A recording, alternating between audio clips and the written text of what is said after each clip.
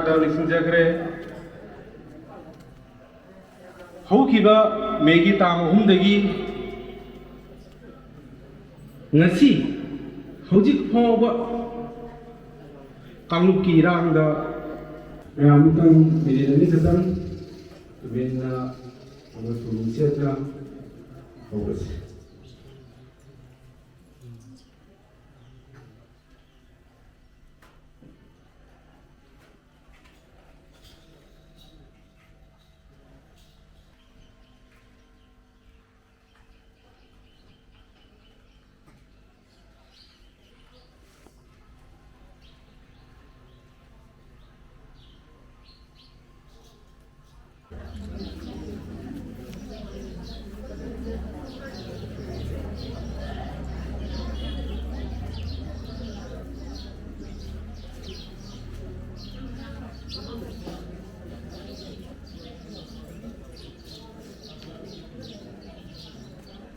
Halo.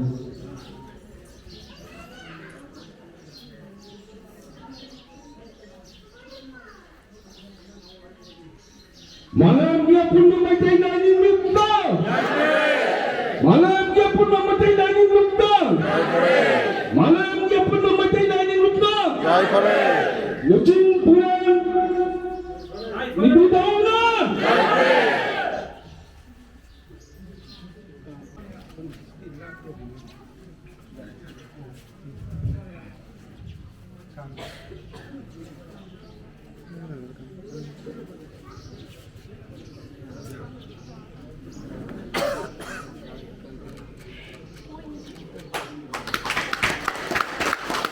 Mena mahupwa tuminasi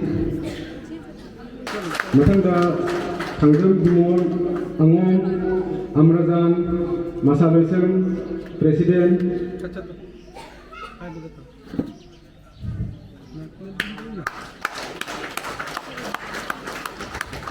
matangda nabin sarojam secretary langka Puri masaloisem Mathangda Thokchom Ibu Maitai Presiden Marunasam Zanapun Sonai Kasar Mathangda Morangthem Darbal Maitai Presiden Malengga Pumba Maitai Lining Group Central Committee Mathangda Maitra Masalasan Mathangda Sarad Maitai Secretary Wazai Masalasan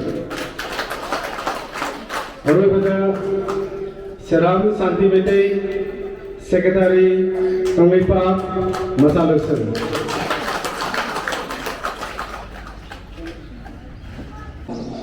Simu kuyum Gado ilendo ahumbu tamboi sena thago najari thang tarpada lok asibu matam kaya gi mamang degi isi phawa lamjing lamtak bidna lagiba koi punamaki using kuren lobi be pai mo su thamoi nunda sena thago najari ba tharum sige haudringi mamoi dana ngasi luk asina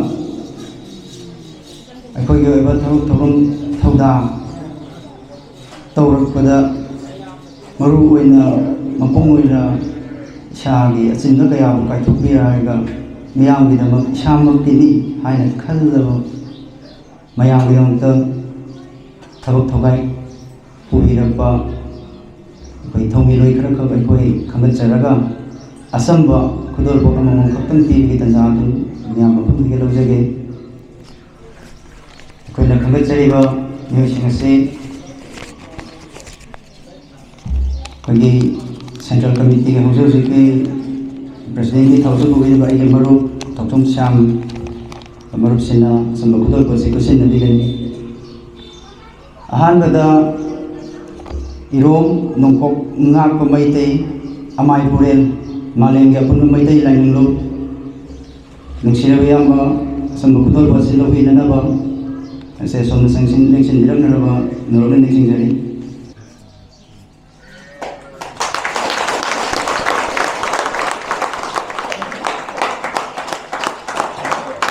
ꯊꯧꯔꯝ ꯊꯧꯗꯥ ꯃꯌꯥꯝꯁꯤꯡꯁꯤꯗ ꯀꯠꯊꯣꯛꯄꯤꯔꯛꯄ ꯏꯁꯥꯒꯤ ꯑꯣꯏꯖꯕ ꯀꯌꯥꯕꯨ ꯇꯨꯡꯏꯟꯅꯕꯤꯔꯝꯕ ꯃꯌꯥꯝꯅ ꯊꯣꯏꯗꯣꯛ ꯍꯦꯟꯗꯣꯛꯅ ꯈꯪꯕꯤꯔꯕꯅꯤ ꯃꯊꯪ ꯇꯥꯔꯛꯄꯁꯤꯗꯤ finance ꯁꯦꯀ꯭ꯔꯦꯇꯔꯤꯒꯤ ꯊꯕꯛ ꯄꯨꯕꯤꯔꯤꯕ ꯔꯥꯖꯤꯠ ꯔꯥꯝꯅꯒꯔ ꯇꯨꯀꯣꯗꯒꯤ ꯍꯧꯖꯤꯛ ꯍꯧꯖꯤꯛ ꯁꯦꯟꯇ꯭ꯔꯦꯜ ꯀꯃꯤꯇꯤꯒꯤ ꯐꯥꯏꯅꯥꯟꯁꯀꯤ ꯊꯕꯛ ꯄꯨꯕꯤꯔꯤꯕ ꯃꯍꯥꯛꯄꯨꯁꯨ ꯑꯁꯪꯕ ꯈꯨꯗꯣꯜꯁꯤ ꯂꯧꯕꯤꯅꯅꯕ ꯁ꯭ꯇꯦꯖꯇ ꯄꯨꯛꯅꯤꯡ ꯆꯤꯡꯁꯤꯟꯖꯔꯤ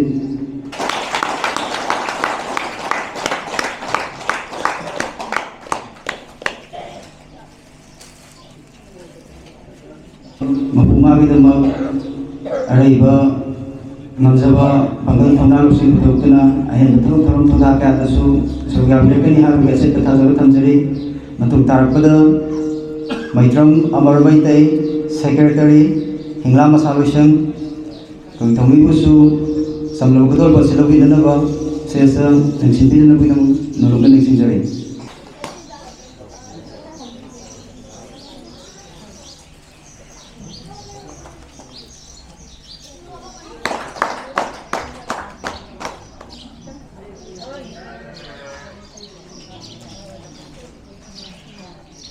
ꯏꯆꯦꯁꯜꯁꯤꯡꯒꯤ ꯂꯛꯇꯒꯤ ꯑꯩꯈꯣꯏ ꯀꯧꯈꯠꯆꯒꯦ ꯈꯨꯔꯥꯏꯖꯝ ꯑꯣꯡꯕꯤ ꯕꯂꯥ ꯂꯩꯃ ꯍꯧꯖꯤꯛ ꯍꯧꯖꯤꯛ ꯖꯤꯔꯤ ꯃꯁꯥ ꯂꯣꯏꯁꯪꯒꯤ ꯊꯧꯃꯤ ꯑꯣꯏꯕꯤꯔꯤꯕꯤ ꯑꯁꯪꯕ ꯈꯨꯗꯣꯜ ꯄꯣꯠꯁꯤ ꯂꯧꯕꯤꯔꯅꯕ ꯁ꯭ꯇꯦꯖꯇ ꯅꯤꯡꯁꯤꯡꯕꯤꯔꯛꯅꯕꯒꯤꯗꯃꯛ ꯅꯣꯂꯨꯛꯅ ꯅꯤꯡꯁꯤꯡꯖꯔꯤ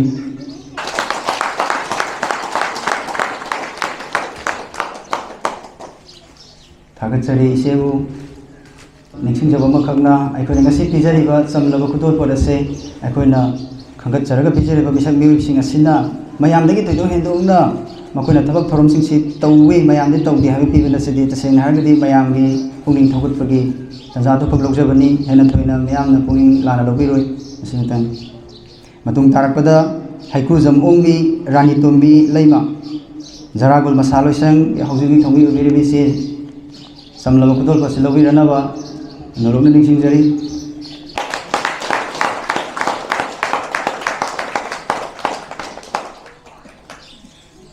ꯀꯟꯅ ꯏꯀꯥꯏ ꯈꯨꯝꯅꯕ ꯎꯠꯆꯔꯤ ꯑꯗꯨꯒ ꯃꯈꯥ ꯇꯥꯕꯁꯤꯗꯤ ꯑꯩꯒꯤ ꯃꯔꯨꯞ central ꯀꯃꯤꯇꯤꯒꯤ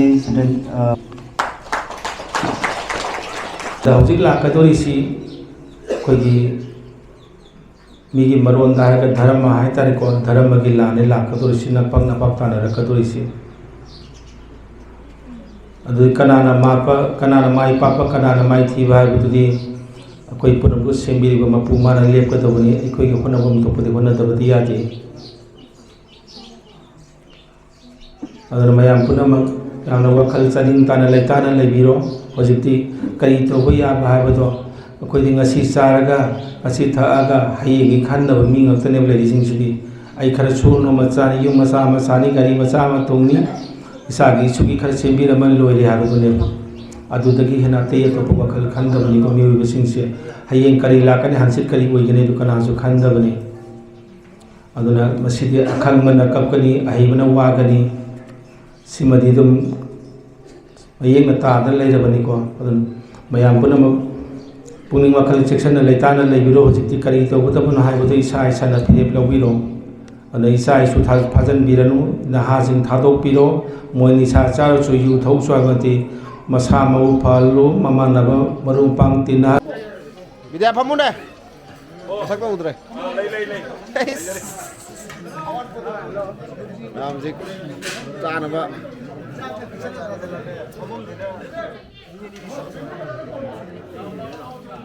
Koi now mayra ba ni punna chakcha mi na dure ngase. Aram bai tengol ga punno mai te tengol ga. Am ju ju khoi lu kha te tawri. Lu kha ma thang no bikran. Yo ri no me sipul laga khoi gi lang thoi pa udo gi taluk se. Si lokot chara ge do khoi gi lu chim pura pai pu cha ma ngai di ma cha ma tung da khoi ju cha dori ni pai pu som da lai ra yang ga ke me am da. Ai bare. Pai pu lai ra. Tawani, nó cái mẹ làm tụi Ma'am xin lỗi đấy, hồi rồi phúc không thân là bò. thân là Ăn ngon không đi. Sẽ khôi làm đại gì, sẽ khôi mấy tay lại những gì.